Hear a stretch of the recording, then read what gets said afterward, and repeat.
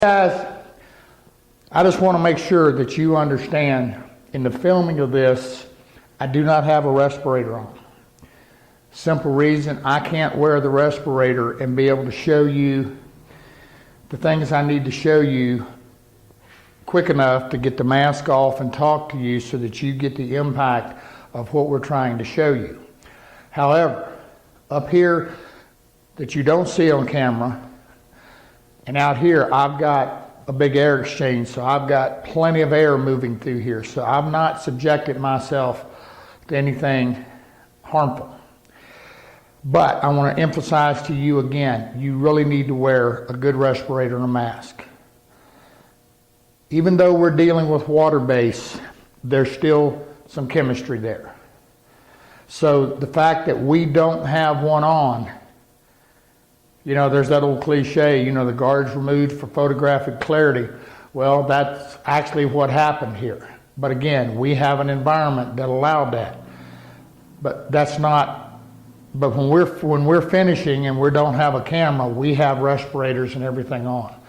You make sure you do that. I just want to make sure you understand.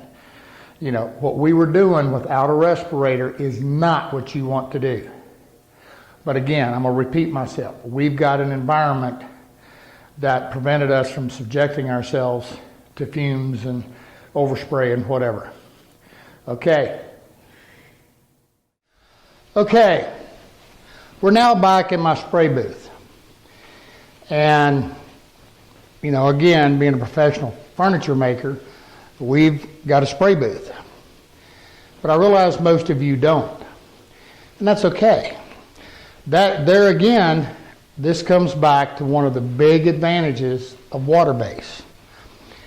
Now, because we just don't have the overspray using the HVLP guns, and we don't have all the noxious smells and chemicals. But that's not to say that you don't need to take some precautions, because you do. You want to use a good OSHA and NIOSHA approved respirator. It's a given. Now, environment can be a big part of being able to spray successfully.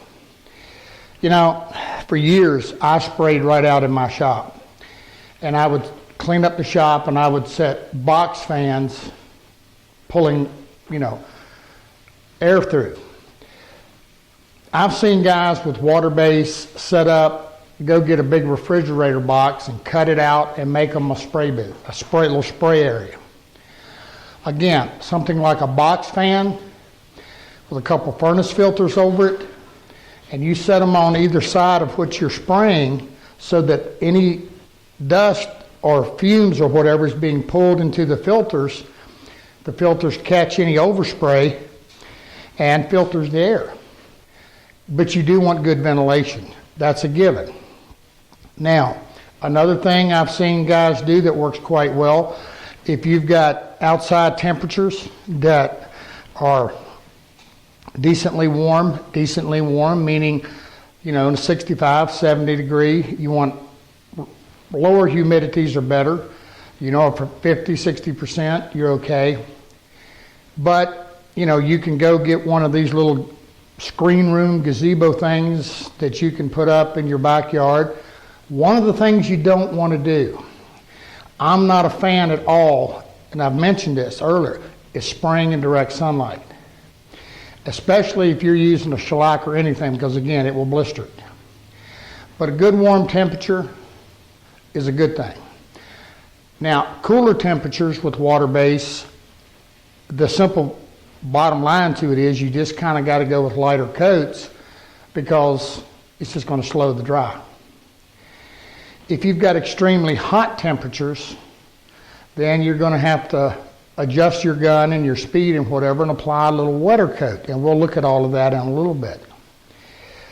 But with all of that said, to say that one of the biggest keys to using a spray gun for anything is understanding, again, how it works and what your objective is. And that's what we're going to do now. I mentioned that one of my just kind of a rule of thumb, I want to be 6 inches away from whatever I'm spraying, and I want about a 6-inch fan. You know, you're going to see some people say, well, I use an 8-inch fan and I'm 8 inches away. All of that's fine. But again, you have to adjust your gun and your fluid to be able to get a proper coating. Now, yesterday, this is the day after an overnight dry, this is our piece of curly cherry that we finished with the brush. And I got a little scratch in it. I'm working this to get the glare off of the lights so you can see the texture. There's no brush marks. It's quite smooth, very smooth. There's only 2 coats on here. And again, I would prefer at least 3. But I got a very, very nice finish. Again, that thin wet coat using a fine synthetic brush or one of the pads or the things we talked about. And you know, that brings up a point. You know, a lot of times when you're doing small pieces, you know, just recently we did a secretary and we've got all these little pigeonholes in here. I can't get this gun in there to spray them. It's very difficult. So taking a very fine, small brush and being able to brush them is a good idea. Work quite well. Again, one of the things that you're going to find is that the heavier viscosity of water base, as of yet, we're not seeing it in spray cans and whatever. Just simply put, it's just too thick to try to get through those small nozzles. We talked a little bit about the spray gun, and we talked about the different patterns and things. With the Erlex, a couple things I want to talk about here. Number one, an Erlex is what's called a bleeder. And I mentioned this. That means when the air is on,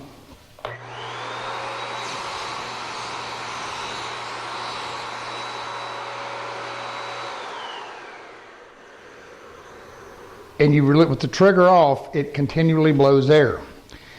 Is that a good thing or a bad thing? Well, it's not a bad thing, but one of the things you want to pay attention to is that when you're not spraying and you're moving this thing around, don't be stirring up dust with it, because again, it's blowing air. Your higher end guns, as well as your compressed air guns, are what's called non-bleeders. No air.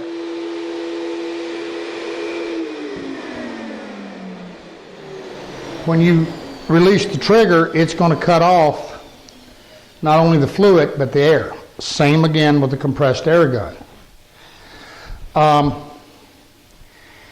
But they both work, and they work pretty well.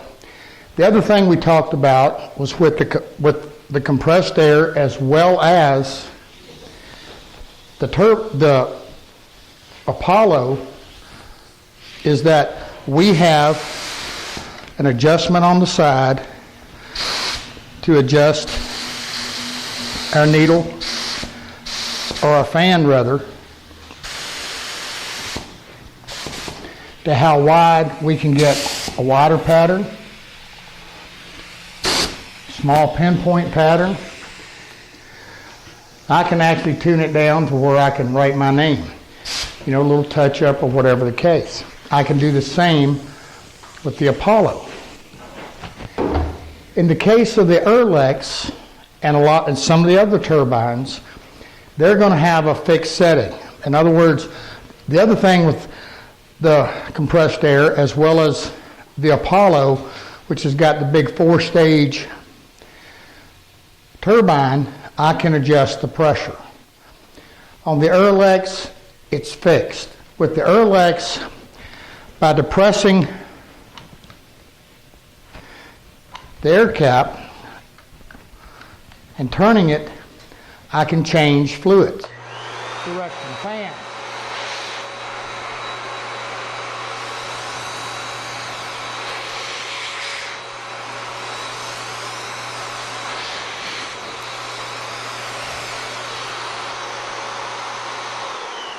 And to a large degree, I can control how fine it is by the fluid.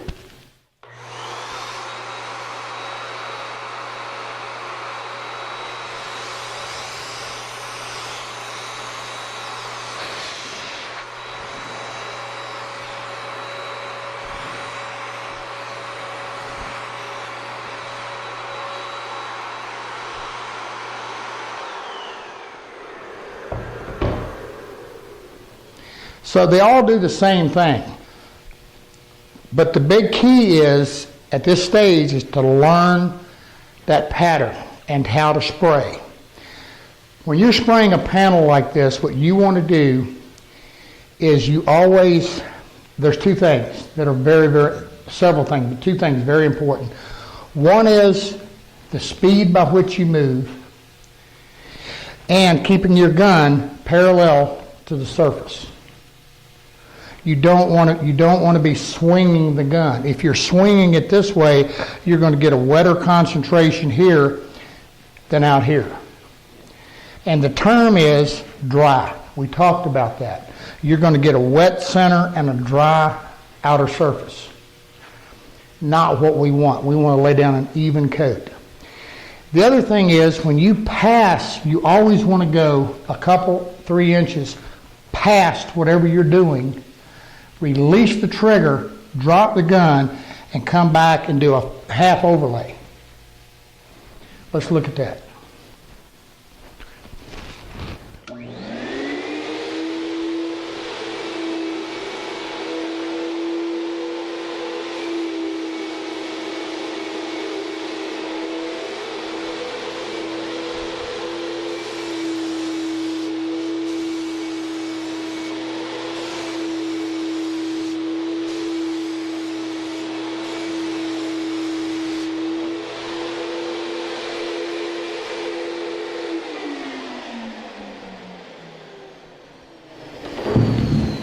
Now, oftentimes, what you're going to need to do is come back, and you can see right here on this top, because we made one pass and then drop, this top is a little dry, in which case it might mean another quick pass just across the top to keep it even. Now, this is on a piece of craft paper, and I'm looking at the monitors, and what I'm seeing is it looks like it's really choppy. Not the case. It's just the craft paper kind of wrinkling up. Now, that's sad to say, and of course this top, what I was spraying in the compressed air gun was water. And we all know craft paper and water, it likes to squirrely up a lot. But you want a nice even pattern. The other thing that you've got to understand, and this is the part that is the most difficult thing to show you on a camera, is being able to see and know when you've got the fluid correct. When is enough enough? When is too much? You've got to get, and we talked about this a minute, again, a sprayed finish is simply millions of small droplets of finish that's deposited on the surface, and they have to flow together to form a film. And it doesn't matter whether that's the same, whether it's water-based or solvent. And as you saw in the panel that we brushed, that flow out thing, when you get through spraying it, with water-based, you're going to see a little bit of texture and whatever. You have to know that is going to level out and flow out, and you have to know that you've got it wet enough. Good lighting is important, and one of the things that I like the most is I like glare. I want a glare, and when we show you this, you're going to see us utilizing the lights to show you the texture. And a lot of times when I'm spraying something, I'm not spraying dead on. I'm kind of a little bit to the side because I'm looking at that glare. That glare is telling me I've got enough finish on there. You know, you get into painting something, or you're spraying a white, or you're trying to put a finish over something white, you just can't hardly see anything. So you got to be able to get that side look at it and see that glare and know that based on the texture that you're seeing, you have a proper film. And that's where we're going to go to. But I don't want to leave this until I make sure you understand. You know, this is a texture. I mean, this is the pattern that you want. Now, one last thing. You notice I showed you with the Erlex how I can change the gun. And I can do that. I can direct spray. I can take any gun, and the fan is going to be opposite what your air cap is.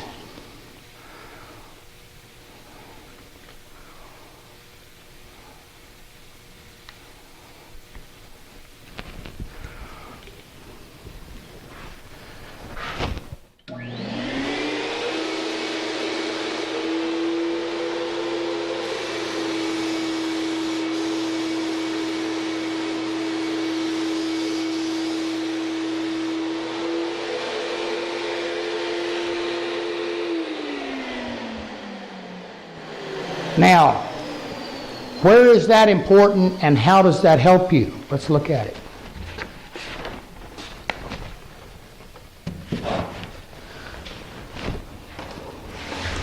Unless you're extremely proficient with a spray gun and you're trying to spray an inside corner, it can be difficult. Here's why. If you have that air nozzle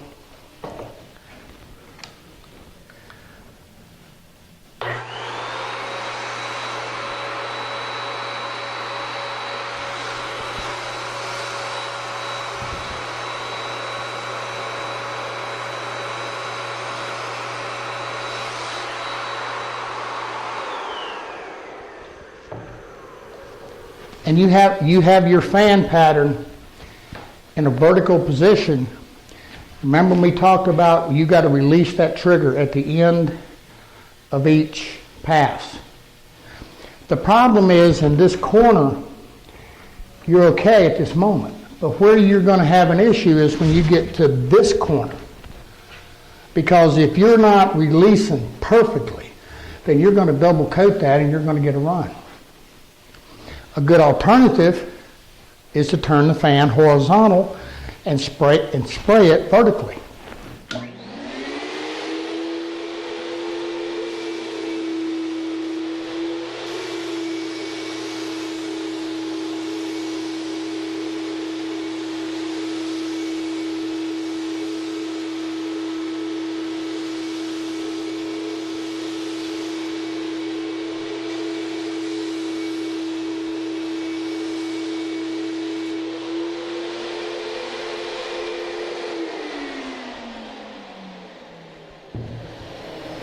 Now there's something else you noticed. When I sprayed this, because this is setting down on this bench, I had to angle the gun.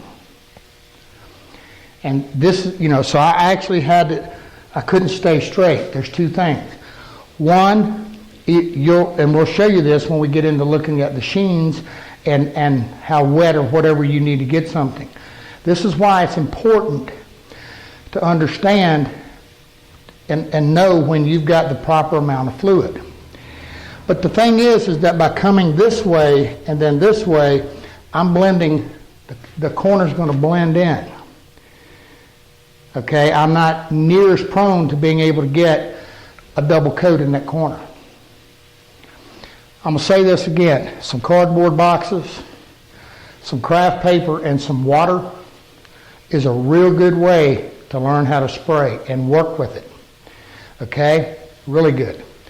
Okay, what we've got, we're going to come back and then we're going to start looking at the sheen and our fluid and how it all comes together. Okay, when we start talking about the texture of things and everything, and just like we was talking a minute ago about setting things up to spray, that's very important. Think about your access. And the other thing you want to think about is when you're building something, being able to access it. One of the biggest problems you have is you see guys putting the back in something. If you've got a large case and you've got a back in it, you can't reach through there and spray it. The other problem you're going to have is when you get an enclosed area and you're spraying in there, you're going to get what's called bounce back, meaning all that overspray is going to gather in there. In a solvent base, again, we talked about reactive finishes. If you get overspray and let's say you're spraying inside of something and that overspray settles to the floor and then you spray it, the solvent base, because the finish is fresh, will redissolve it and it'll flow out. Water base, not so much. So you really want to pay attention to that and set yourself up and think about how you're going to access everything. You know, here in this case, I've got this little panel setting up on some painter's pyramids. I've taken doors and just put a little screw in where the hinges go and a little piece of wire. I've got chains in the ceiling here where I'll actually hang them from. I'm doing bedpost or something, I'll hang them or figure out a way to set it up. Now, one of the things in your home environment, and we talk about it, the environment, because again, you know, you can get dust and dirt and whatever in your finishes. One of the advantages to water base is it dries really fast, as long as it's not too cold. You know, here, I realize many of you don't, because a lot of you are in your basements, you're in a garage or whatever. You know, we've got one of the little torpedo heaters, and you can use them with, you know, kerosene or propane or something to where we can warm up an area to spray. And even though we've got fans and whatever that will often pull the heat out, it gets the piece warm, slightly warm. So something to think about. But you want to access the panel as freely and openly as you can and give yourself room to move around. You know, things like turntables that can turn and whatever. You know, we have a lot of the painter's pyramid turntables here, and being able to rotate something as you're spraying, and we'll look at that in a little bit with some tables. But the basis when you're starting to do a finish, the first thing you have to deal with is, we talked about this, is the viscosity of the liquid. Now, you know, out here everywhere, they have, and you know, they send them, these are the little viscosity cups, and they tell you to put the liquid in it, and you hold your finger over it basically, and you release it, and you use a stopwatch and ever how fast it takes to empty. That tells you what needle size and all of these things to use. I told you, I like making things simple. And again, for me, the 1.5 needle nozzle works in everything I've got. Here's another little trick of mine. I'm using a medium mesh strainer, and you always want to strain your material. And here's kind of the rule of thumb. If I can pour it in, and it's coming out at about the same rate as I'm pouring it in, my viscosity is good. And I will say this, as we filmed this, the viscosity on water bases has improved immensely. They used to be a lot thicker, but they found out they had difficulty spraying them, so they've changed it. Works a lot better. Now, we also talked a little bit about water base, and when you're spraying it, something you want to watch is that your fluid nozzle inside behind the air cap, where the needle seats, you don't want that getting stopped up, because it can do it really quick, especially in hot weather between coats. Again, one of the tricks is a sponge or a cloth or something wrapped over the end of it very tight, just to keep it wet. Now, when you get into compressed air, one of the things with the turbines, they're self-inclusive. With a compressed air gun, you've got to have enough air volume to be able to do what you want to do. I'm often asked, will a little pancake compressor or whatever do it? Yes, it will. The problem is it will provide enough pressure, but it's not going to provide you with the volume. Let me get a gun real quick and we'll take a look. Okay, when I'm spraying with an air gun, compressed air, and I'm spraying, I'm pulling a fair amount of volume. In my world here, I've got a large compressor. I've got filters and all on it. For me to use an air gun, a compressed air spray gun effectively, you need at least a 3 horsepower, 20-gallon compressor. Bigger's better. Gives you the volume. And even with that, you're not going to want to try to take on a room full of something. And that brings up another point. When you're trying to spray multiple pieces in a room, again, you've got overspray, and that overspray can float from one to the other. Again, the HVLPs dramatically reduce that. But if you're spraying here where I'm at, and you've got a panel out here, and you've got a fan on the other end of it, you're actually pulling that overspray over that panel. You want to pull away from it. Now, with the compressed air, one of the problems is you can get condensation or water in your airline. You know, when air goes into a compressor, it goes in about 240 degrees and it cools. You get condensation. Not a good thing. It can contaminate your finish. So you want some type of a filter on it. Here's another tip. If you get a filter or something, you want it as far away from the compressor as you can get it. One mounted directly on the compressor isn't going to do you a lot of good. Because what's going to happen, it's still hot air coming through there, and the air will condense in the hose. You can go to your auto body supply, and most of them will carry these, or you can find them online. This is simply a little bulb that has a filter in it. And it simply attaches right at your point of exit. It's filtering that air and contaminants and moisture and everything to make sure you have a good, clean air supply. Very important. The other thing with compressed air guns, this, like we talked about, this is the gravity fed. You can find these guns everywhere from $20, $30, $40. They're very, comparatively, they're very inexpensive, and they do a good job. Now what we want to look at is we want to look at the texture, meaning how wet do we apply that finish. So what I'm going to do is I'm going to spray a little bit, and then we're going to get the lights on it so you can see.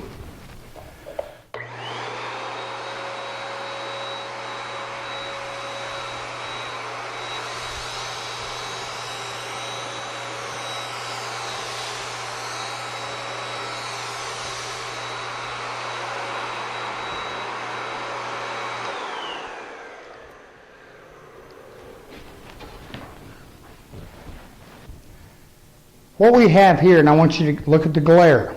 What we have here for a first coat is fine. If you look at it, the finish looks a little bit pebbly. It's called orange peel. It's a little dry. And I remember I just said this is okay for a first coat. Let me explain why.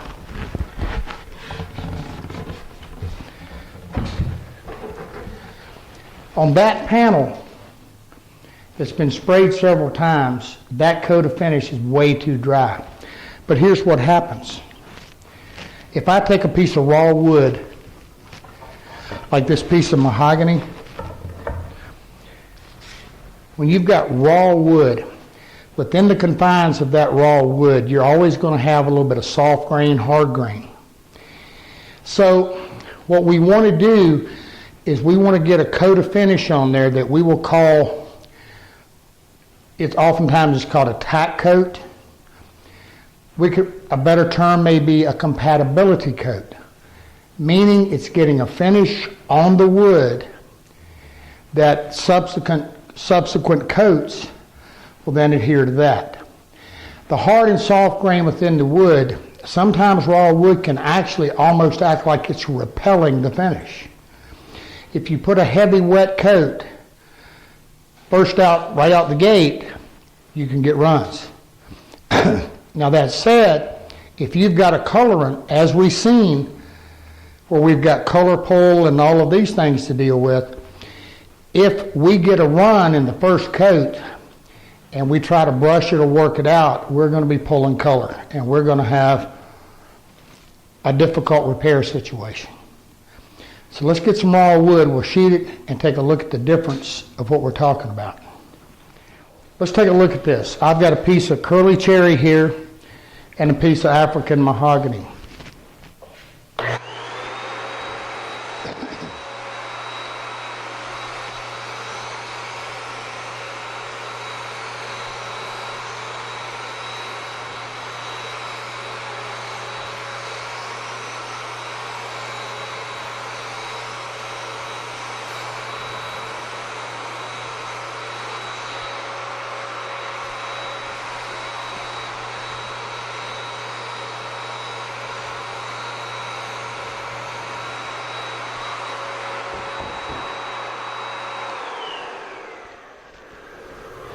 All right,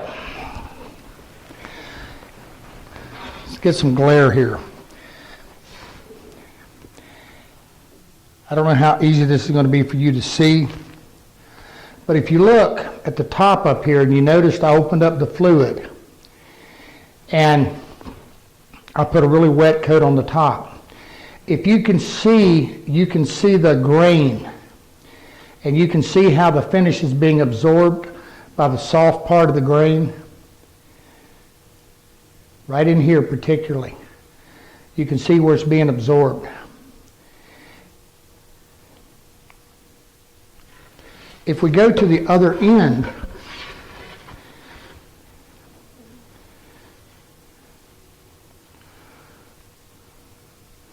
you're going to notice that you can see out here on the side where it's being absorbed, but it's not repelling it quite as much as it would be where I got it really wet. So getting this light coat on here is a good idea because we're not at the point on this finish yet that we're trying to, quote, get a smooth finish. We're trying to build the finish. Before we, there's two ways, no matter how much you sand wood, when you're using a film coating, you've got to work the finish. And again, in this situation, and in every one, that wood is going to absorb, the first coat is going to absorb that finish. If this was a finished piece of wood, a colored piece of wood, it would be imperative that we just get those light coats on. That way that color is not disturbed. That's one of the biggest advantages to being able to spray. Number one, you're able to put the fluid on, the finish on smoother. Second thing is, you're not disturbing anything. Let's take a look at this African mahogany. Now this is a light coat. Now this African mahogany is quite, it's softer, it's got a lot of ribbon in it, and if you look, in that quick a time, you're not seeing any sheen, any shine whatsoever. That mahogany has absorbed that finish that fast. So what we want to do, actually, it's almost dry. But it feels coarse because the grain in it's raised. African mahogany is one of the worst. Once this is dry, I could do a light mid-coat sanding with some 320 and spray it again. However, if this was a piece that has got a colorant on it, I really don't even want to scuff that really thin coat because I'm taking a chance of cutting my color. So what's my solution? I'm going to put another coat on it. You got to have something to sand, guy. You got to have something to work.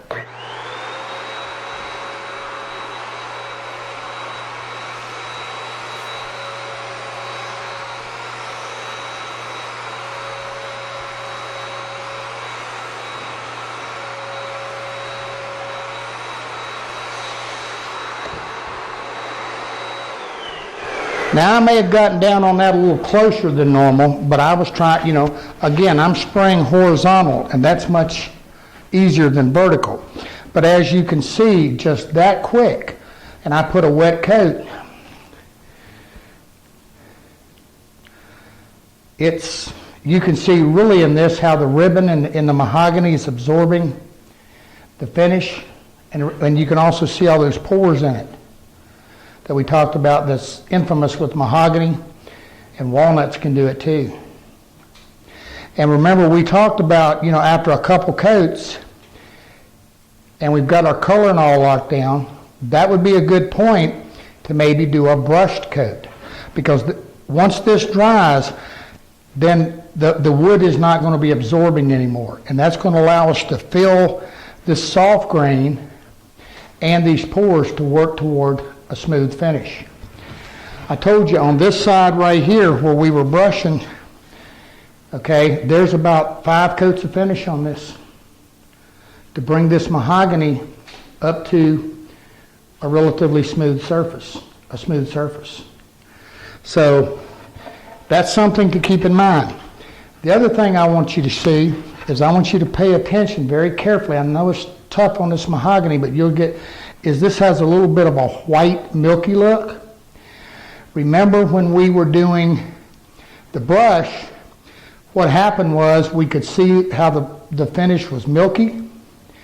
Well, in a water base, that can help us because it can help us see it. Now, what I'm going to do is I've got a panel here that I've sanded.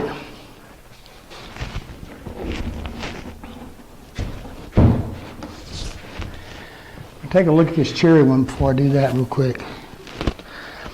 Okay, let's look at this again. You can really see where I got it really wet. You can really see where it's the hard grain and soft grain is absorbing it. That's typical for a first coat. Now, if I would have had this vertical and got this that wet initially, I could have got a run. One of the hard grains in here is not absorbing as much as the soft grain. So that means what I'm getting into is I'm getting into a situation where I've got to get that base coat built up without running it. You can see in this area,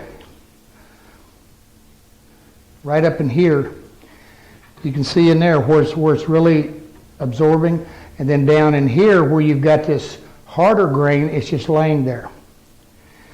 But you notice that first coat doesn't look too appealing. It doesn't look too nice on raw wood. It never does.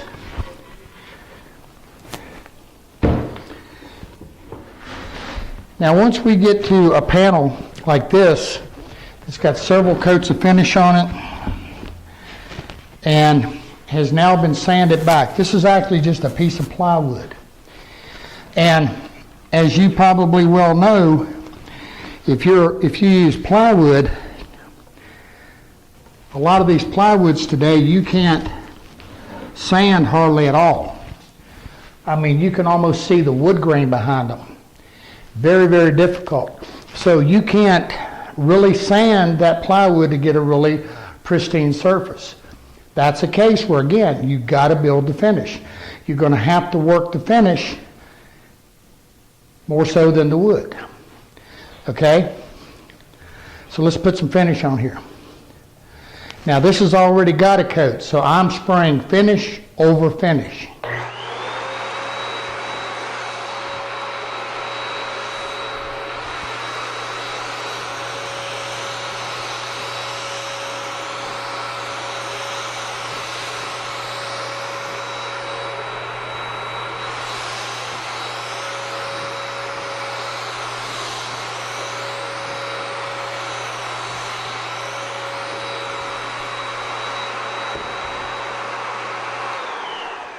All right, can you see that little tinge of milky white? That tells me I'm getting wet enough. But here's where I'm after. When I get this in the light and I start looking at it, I've still got a little bit of texture, but that's right off the gun. And I can tell you now, looking at the monitor, that this is a little bit exaggerated. The texture in this is very fine. There's not a lot of orange peel, not what you want it. And if you look, you can see the reflection of my apron. That tells me I'm wet enough. And when you see me looking across this,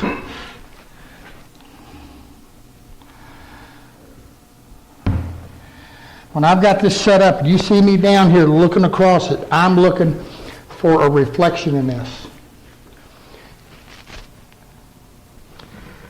All right, there we go. That's what I'm looking at on that angle. You see that reflection? And you can see as it sits there a minute, it keeps getting clearer and clearer and clearer.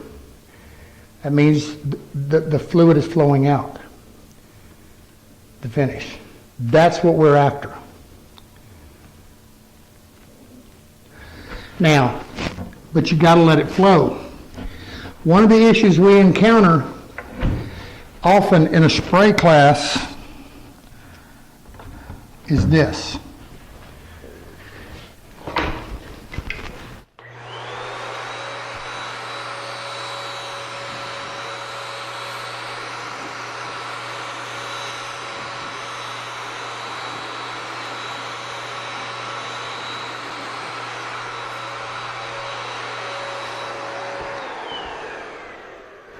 They're trying so hard to put as much fluid on as possible with the thought in mind that this is going to give me the slickest finish. Well, there's some truth to that. You want to try to get a good body of finish on there, but when you start laying it on like that, that orange peel gets worse and you're going to be far subject to runs. Speaking of runs, you're going to get them.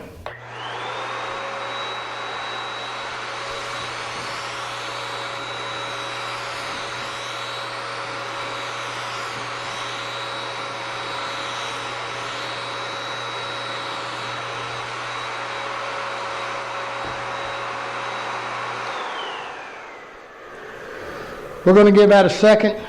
We'll be right back. All right, I needed a little help. It's kind of warm back here, and I couldn't get a run to save my life, so I had to get camera girl. She done good. We're getting there pretty quick. The best thing to do when you get a run is let's go back to that brush.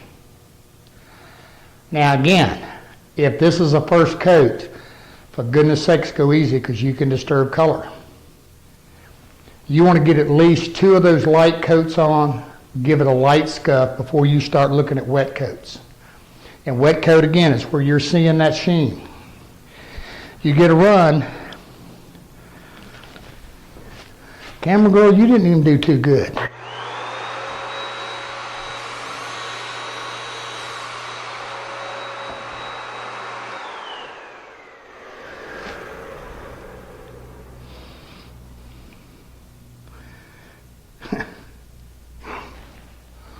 Okay, you get a run. The best thing to do is, again, back to that soft synthetic brush. One of the things you want to do is you want to dip it in some water and shake it out. You want it compatible, okay? And you simply pull it out. Tipping it off exactly like we did when we were doing the hand applied. Now you saw our cherry panel. It came out beautiful. Now, this is going to require another coat to get perfect, if you will. But the problem with the run isn't going to be these little brush marks. The problem with the run is when you get this really heavy buildup that you have to sand or try to get flat once it dries. That's the problem with runs.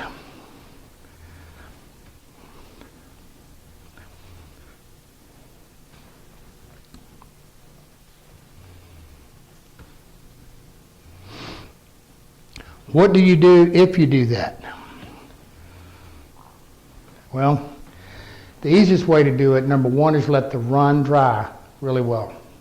Second thing is take a razor blade, like a scraper, and just scrape. Don't try to slice, just scrape the top, so all you're working on is the top. The other thing is, don't try to get the run totally out. That's going to sound dumb to you. But here's the problem, and this depends upon how many coats of finish you've got. If you try to sand that run out, odds are you're going to start cutting your finish around and you're going to sand through your color. They're laughing at me and my brushing. Now we go. There we go. We get a good one coming. Brush them out.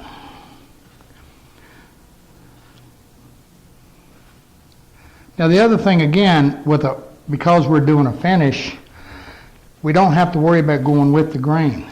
If you got a situation that you need to go against the grain, brushing one out, not a problem.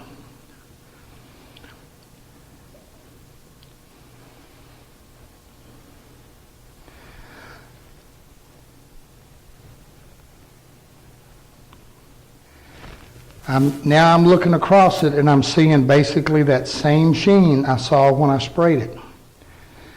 And I'm going to let it dry, let it flow out. And then when I come back and do a mid-coat sanding again with that 320, this is going to be far less than what it's appearing now. The finish is going to dry, it's going to shrink as it does, and again, just like we saw on that cherry panel, it's going to be a whole lot. It's just almost amazing as to the difference in what it looks like now and what it looks like when it's dry. Makes a lot of difference. So again, allow it to dry. I realize that this is kind of short and sweet, if you will, on vertical and showing you this sheen, but that's what you want each and every time. Now, one of the things that I know I'm going to get asked is, well, what's the pressure settings? That's the point. You know, almost every finish is going to be a little difference in viscosity. Almost every single gun is going to behave a little bit different. What you have to do is you have to match your speed with your viscosity. And the biggest key on that is to work with, like in the Erlex, where we've got a fixed pressure. If I open this fluid up,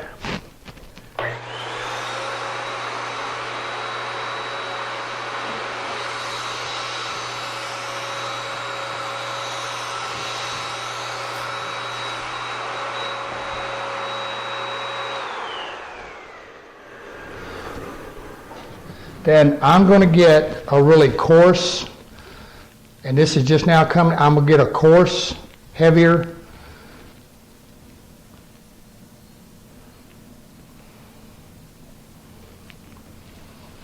Now it's flowing, but it's too wet. That could run. However, even with that, if I speed up, I'm probably not going to run, but then I'm going to get a really textured surface.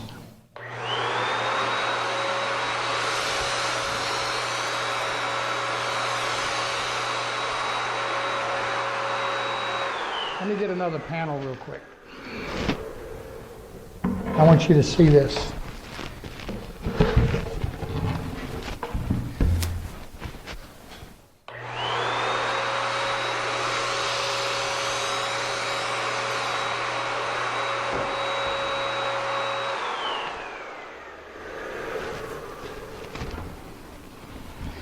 Now what I'm getting, you can see here, I've got this splattered look almost. And that means that the droplets that we've deposited on here are too big. See, it's almost like an alligator skin. It's a fine balance, there's no question of getting it right. Let's go just below it.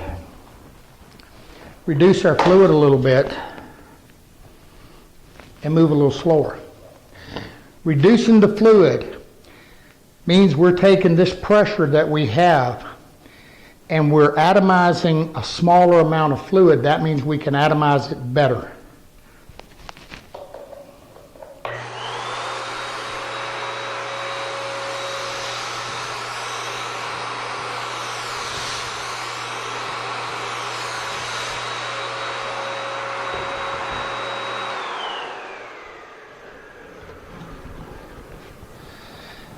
Now, one of the other things I want you to see with this, you're going to notice it looks like it's a little bubbly. Water base will do that. Again, let it dry. I'm hoping you can see the difference in this. When I come up again and I get that cross sheen, can you look across that? If you look at you look across here, do you see the reflection? And then you look up at the top, you don't see the reflection, because it's pebbly. See how coarse it is on the top versus here where you've got that wet look behind the gun. That's what you're after. But you want the texture to be fine. Now,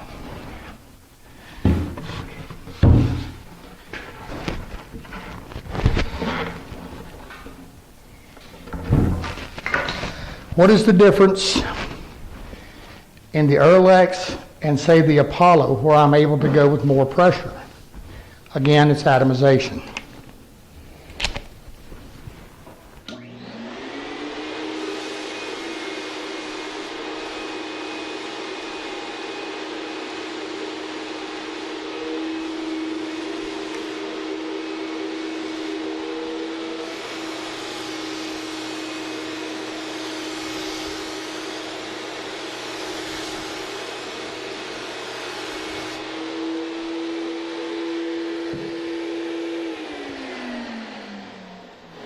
Now what I have is I have a very wet coat, but unlike the lower powered Erlex, where when I try to put that heavier coat on, I'm getting more orange peel.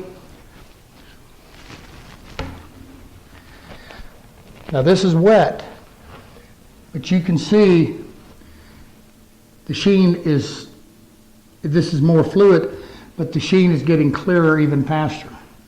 And this is because the droplets that we put on here are so much smaller, even with a larger amount of fluid.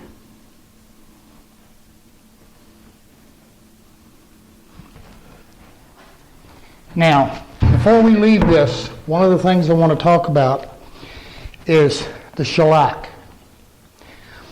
If you're spraying shellac or you're spraying a dye, you definitely have to understand that that fluid is much thinner than a water base. So you're going to have to cut that fluid down. Again, you're going to have to play with your gun.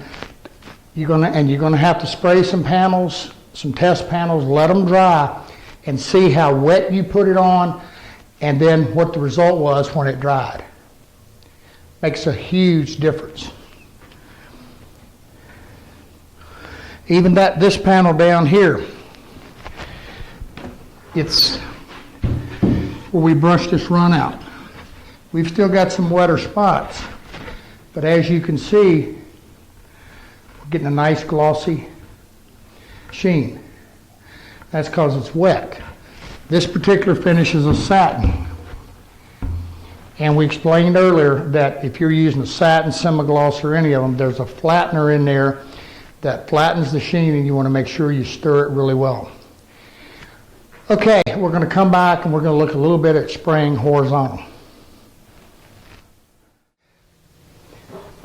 We talked a little bit about the shellac and a little bit about the dye.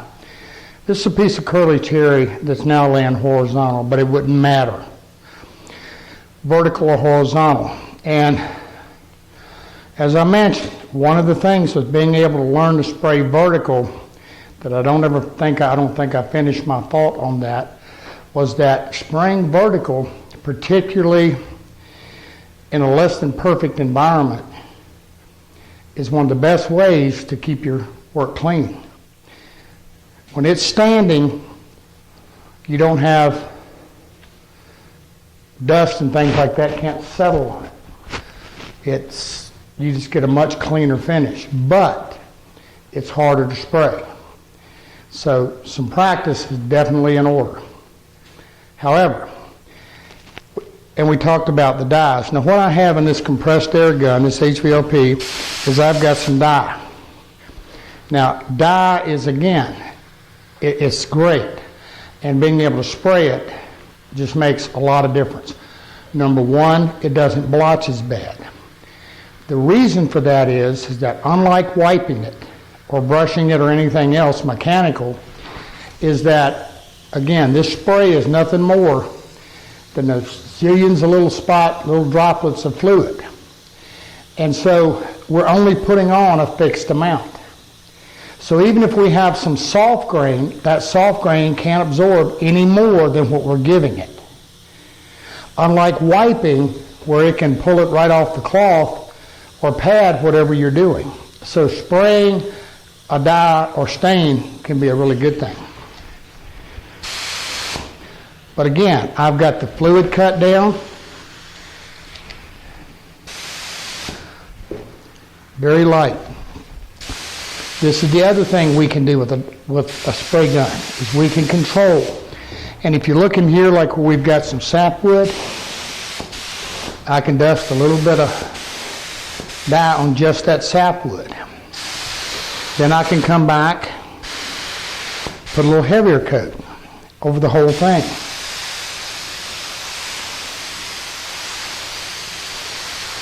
Now what I'm about to show you is what is called cross hatching, and you notice I'm doing very narrow and very light pass. And you can see, looking down on this, you can see where the blotch area wants to be. You can definitely see the curl, and right now the curl is absorbing the dye and the rest of it's laying on the surface. So for the moment, this looks kind of not good. However, once it dries, it's going to do fine. But what I'm about to show you is put on a light coat. Back in the days when I did a lot of automobile finishing and whatever, and if you look at your cars today, you've got a lot of metallic. Most everybody knows what that is, and that's the very little small flakes of metal that's in the finish that gives it the sparkles. Okay, they're sparkles. And one of the hard things was to get those to lay on that just right. If you got just a little too wet here, a little too dry there, they didn't want to lay out just right. They wanted to do what's called model. Well, the technique we're looking at is called cross hatching, and it's simply where we went one way with a light coat and we come back and we go the other way. This ensures us a nice even coating. Works as well on a finish. You know, you can put a light coat on going one way, come back and put another light coat going the other way. Helps make sure you've got a really good, even coat. Now okay, you notice I've got this just laying on two sticks, and it's just got some tape on it to keep anything sticking and keep them clean. But it's elevated up off this table. And we talked about overspray. And when you go around these edges in particular, there's going to be overspray going under. What that can do is that can cause you to streak the back of it. Now this is very light. This isn't a lot. But if you're using a heavier dye and a heavier, and more dye, it can be a big issue. Because one of the things with the dye is one coat is one thing, two coats is another. Most of you know you can put a stain on, let it dry, and come back and put a second one on. It don't do a whole lot of difference. Dyes are different. You put one coat on, let it dry, you put a second coat on, it's going to be twice as dark. So this can create you an issue. One of the best ways to handle this is simply to lay it flat so that nothing can get under it. and do one surface, and after it's dry, turn it over and do the other. I'm a fan, and I like the painter's pyramids, and we use them quite often. However, one of the things with the painter's pyramid is this little point can put a divot in your wood. So one of the solutions to that is always spray what would be your backside, laying flat,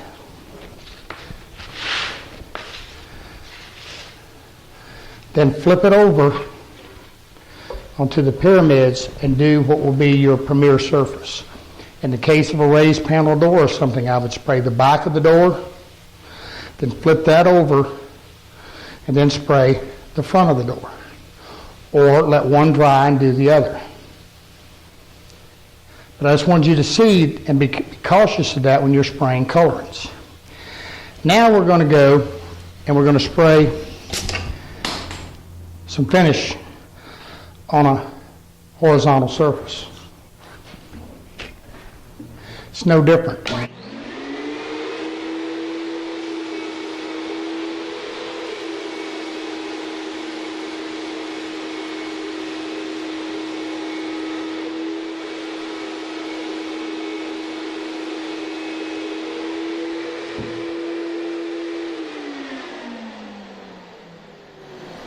If you can see this, you can see a little bit, you can see the texture, you see the sheen.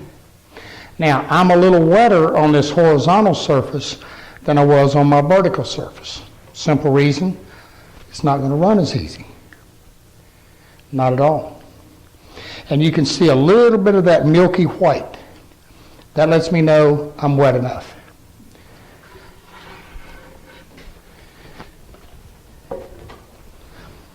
Let's get something a little bit more significant out here to spray.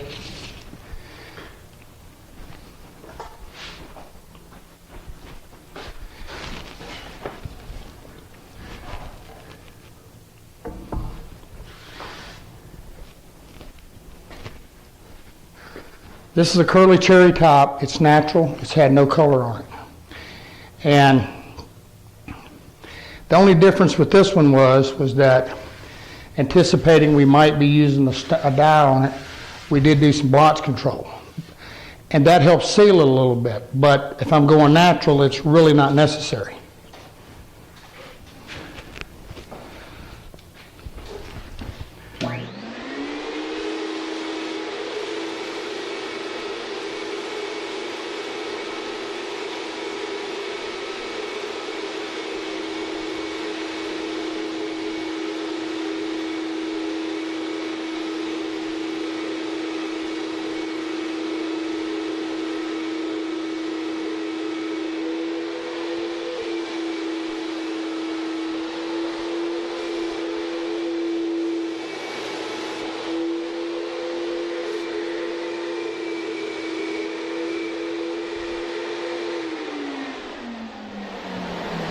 And then, of course, I would go around and I would do the other edge.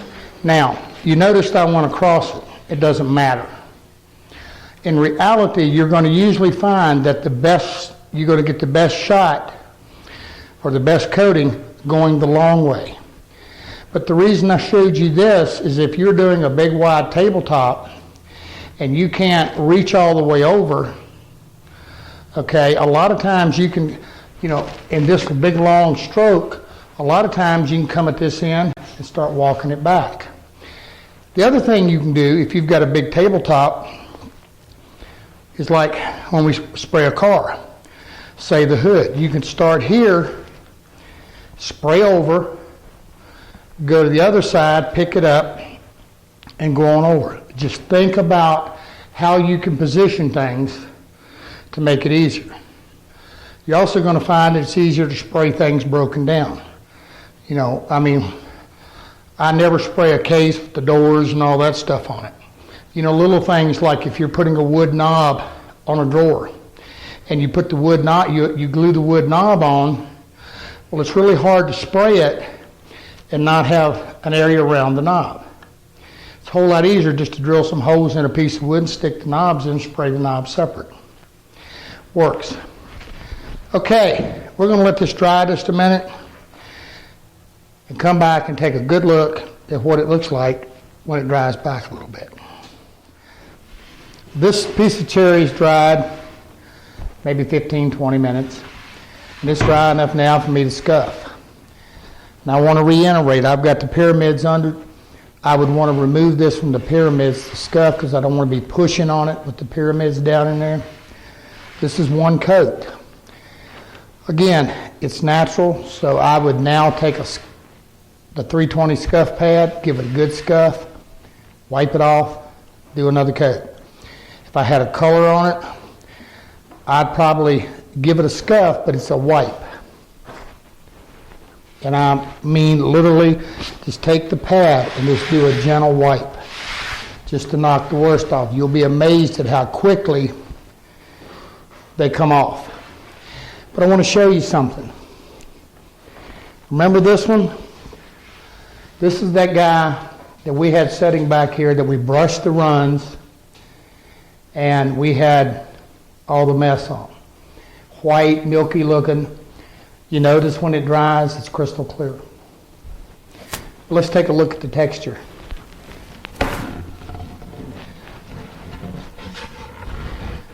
I can see a few little teeny light brush marks in it, but it's very, very, very minor compared to what we had. I have a relatively smooth surface. Got a little bit of texture there, just the brush. But this, a quick scuff and another coat, I would be fine. No major runs or nothing to have to work out. Again, a little scuff on it is going to show me, again, the scuff sanding is going to show me any issues I have, and I can work them out.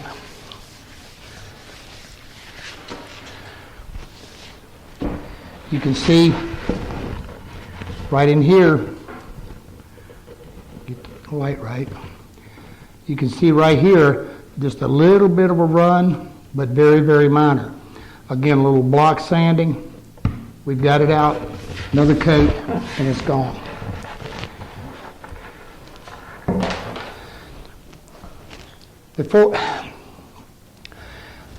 What I want to do now is I'm going to bring in a little shaker table and a little round object like a leg. I want to very quickly show you a few little tricks on that because they can be a little dicey. And learning how to position yourself and think about your spray technique. Then we're going to do some rub out, and I hope we got you covered. All right. You know, a little table like this can actually be a little bit of a challenge because it's small getting in these areas. One of the things I like to do with an assembled table like this is exactly what I've done. I want to turn it upside down. Again, think the direction of the spray. And what this allows me to do, this allows me to reach under and get the back sides, the bottom in here, as well as spray down some inside. Now, one of the tricks I do, I'll take a leg like this, and I know you've seen them, it's like a carpet tack, it's like a thumb tack, it's got a dome head on it, and I'll put it right in the bottom of each foot. And what that allows me to do, it allows me to spray in where I can get best from this angle, turn the table up, and finish spraying it. Let's take a look at it.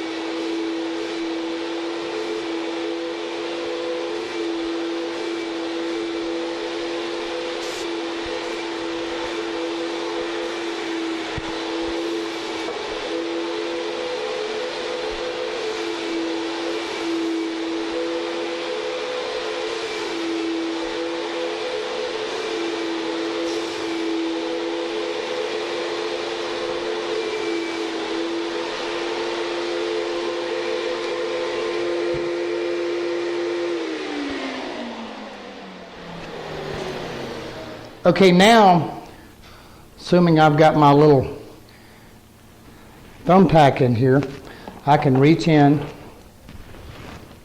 turn it up, and complete my spray. Now, one of the things I'm going to mention to you, and this has to do with drawers and everything that's confined, like up inside of here, you want to get some finish in there, but it's very, very difficult to get a smooth coat in there.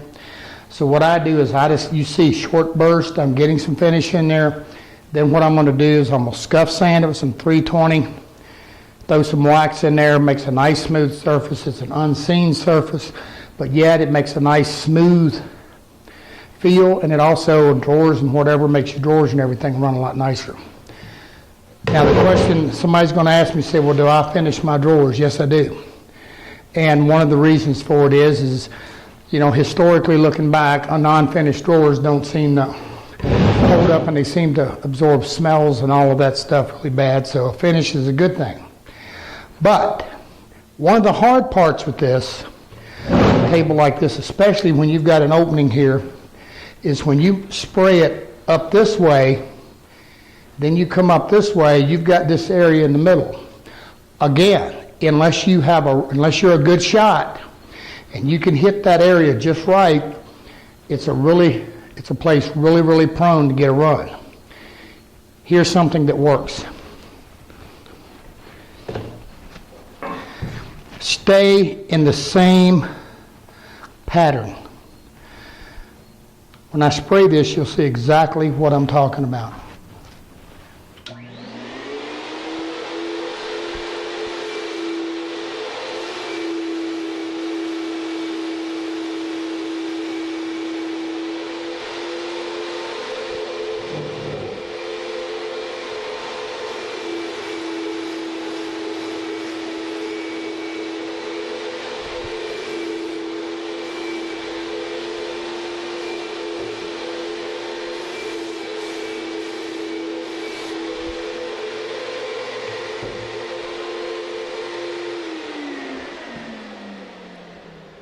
And around the table I go. If you've got a big table, that might, that might be a little harder to do. But where you've got a rail that's this wide, but it's really long.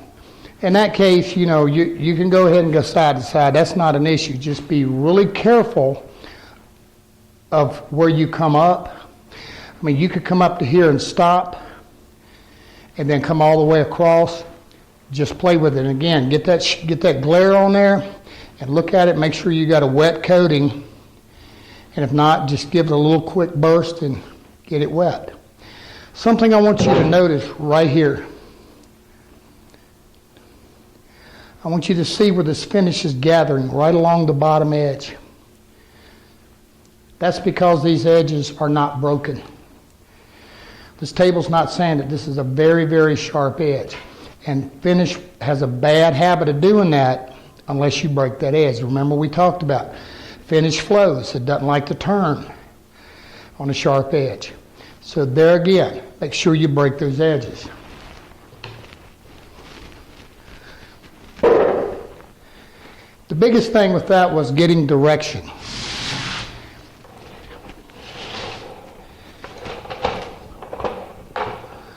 The same thing with this pedestal. And these are actually props we use in our spray class. The problem with something like this thing's probably got 100 coats of finish on it. The problem with something like this is we've got an area tucked under the bottom, under here, and under here. And unless we can twist, angle, and do all of these things, it can be a little difficult to spray. One of the other things with something round is that it flows pretty well. It can still be a little bit difficult to deal with. On something like this, where I have the ability to, what I'm going to do is I'm simply, and you notice like we talked about those knobs, I've got something to stand it. If it's on a table, it's no issue. I can turn the table upside down, spray from one direction, flip the table up and spray from the other. And you can see here where we were spraying some dye, you see under here where the color is very light up in here as compared to the top. It's because that's the direction your spray is going. So a solution to something like this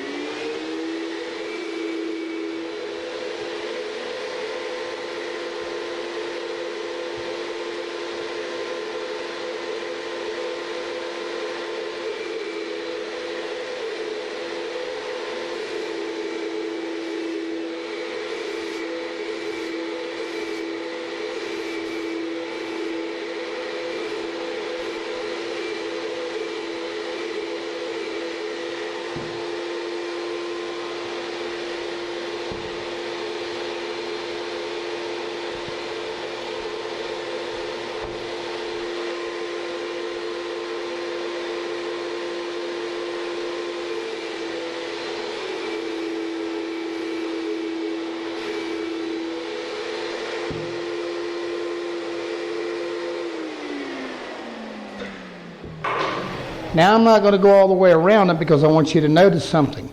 Now I'm wet all the way. And again, but you notice when I was spraying that bottom, I'm kind of aiming the gun down so that it's aimed at that surface.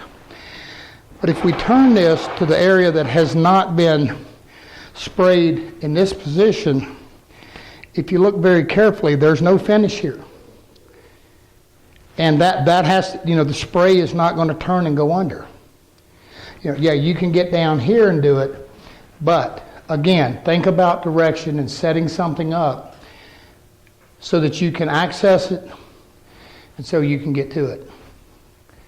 Okay, that's the big key. And again, if you look around here, I've got that wet sheen and I've got that little bit of a light milky look to it. I've got enough finish, it's going to come out slick. Okay. One of the things with water base, sometimes despite your best efforts, you don't get that buttery feel. That usually has to do with just a little bit of minor overspray of whatever, settling in on the piece or whatever the case. Something as simple as taking a brown paper bag, or in this case a piece of craft paper, and rubbing it, you can listen, you hear the little gritty, it takes it right off and it will leave it just feeling excellent. Another alternative is you can get one of the abrasive sponge pads. There's all kind out here. Merca makes some, there's another company called Sia Air makes some. I think we're going to have some made by a company called Worth. Basically what they are is it's a sponge in a high grit. Here's a 2,000, 3,000, 4,000, and 1,000. Also, you're going to see the micro mesh products out here. And all we do is we rub it out. Now let me define that. Out here, anywhere in the internet world, you're going to see people that are using all kind of different products. Everything from automotive compounds and whatever. One of the things with those is that they are designed to rub a finish to a high gloss. In our world, in the furniture world, where in reality, one of the least finishes we ever do is a high gloss. They're typically always a satin, sometimes a semi-gloss. The problem with using the automotive compounds and some of the rotten stones and all of these different abrasives that are used to rub finishes out is that it's very difficult to rub them to a consistent, even sheen.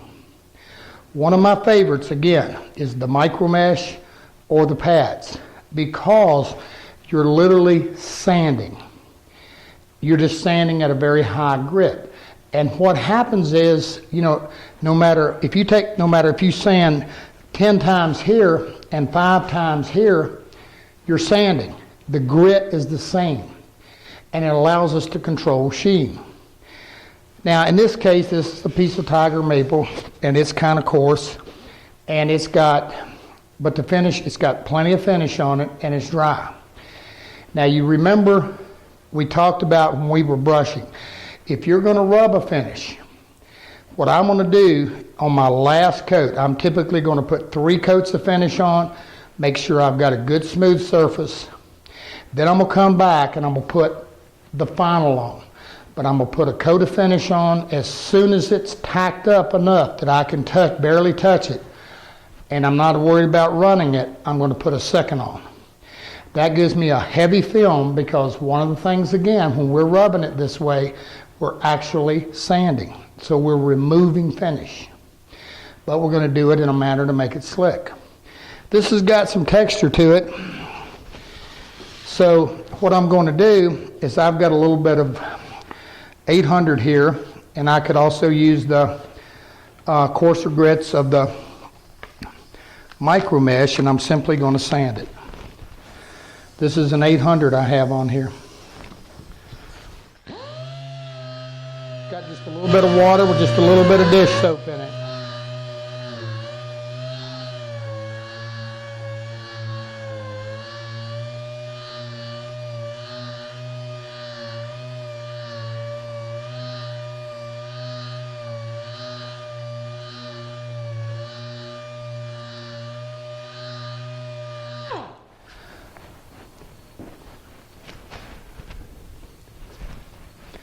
And then I'm going to look at it just like we did that trace coat. And I'm looking at this, and I see immediately that I really don't have any. I'm showing up nice. I'm nice and smooth. So now I'm just going to jump to about a 1200. Well, actually what I'll do is I'll go to one of the pads to 1000.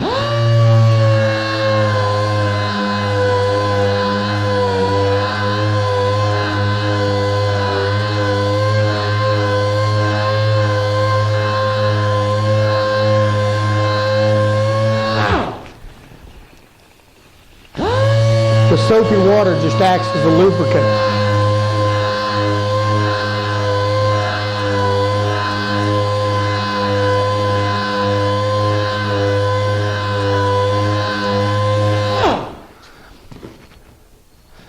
Now, one of the other things I want you to pay real quickly, you can see this edge, how quickly that edge rubbed through. Again, back to that breaking that edge thing. 1000 grit is going to give us a matte sheen, flat, if you will. Now I'm going to jump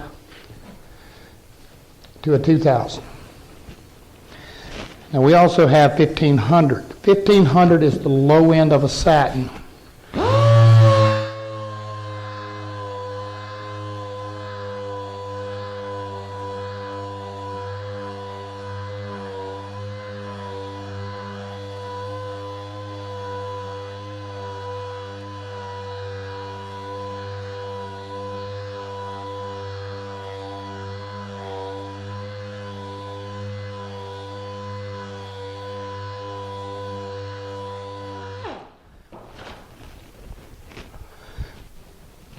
The key is before you start rubbing is to make sure you have a good smooth surface.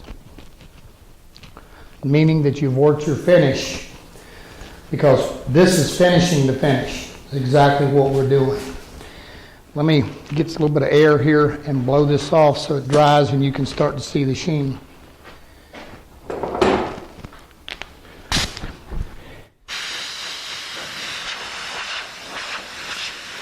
Now you can see I could go a little bit more to 2000, and what you're seeing here, you still see you can see the difference where I've rubbed and where I didn't, particularly up in this area. All down through here, you can see the texture, but yet you look out here and it's glass smooth. Now what I'm going to do, I'm going to jump to a little 3000. Now again, you can rub this to anything, whatever you want.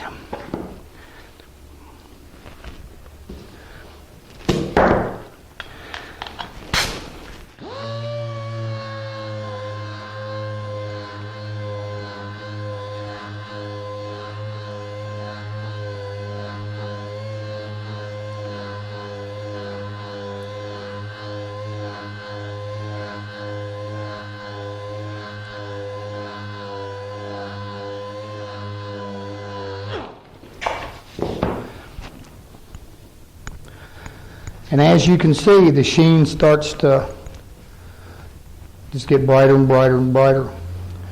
4,000 is going to take me to a gloss. One of the things any rub finish will have is that they have a hazy look. You know, it's in the auto body world, you know, if you rub out a car, you buff a car, it's got swirls and it's got these little hazy marks in it. And they make products to help with that.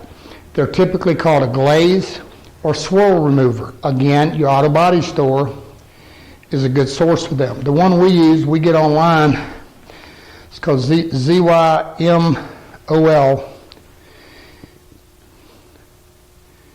You can look it up.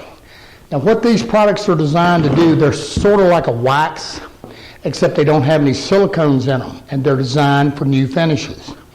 And once you've got it off and it gets into use, you don't have to do it again. This finish doesn't need anything. You know, just wipe it off with a damp cloth. But what this will do is help to brighten and clean the haze.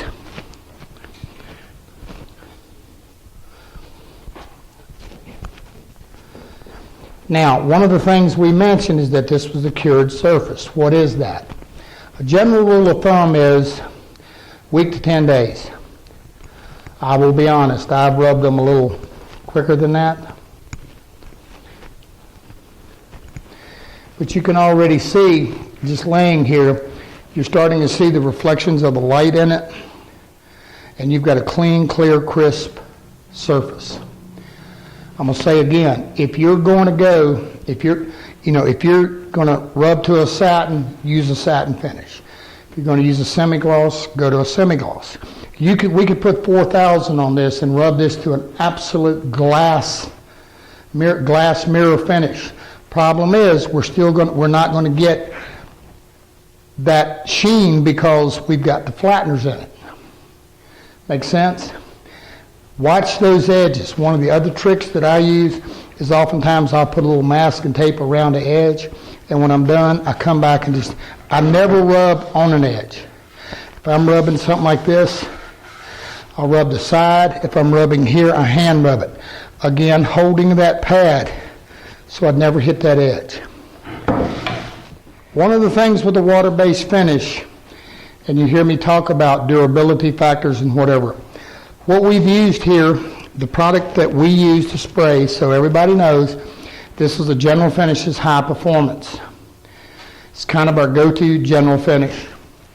In the event that we want a little bit more durable, heavier finish, we'll go to the Endurovar. This is a urethane finish. They're tough. But I want to show you something. This is my 25-cent finish check. I'm having to rake. And actually what's happening here, I've dulled it a little bit, but I've actually dented the wood and not been able to pull the finish off. This stuff is tough. And again, that I could actually sand and rub that out.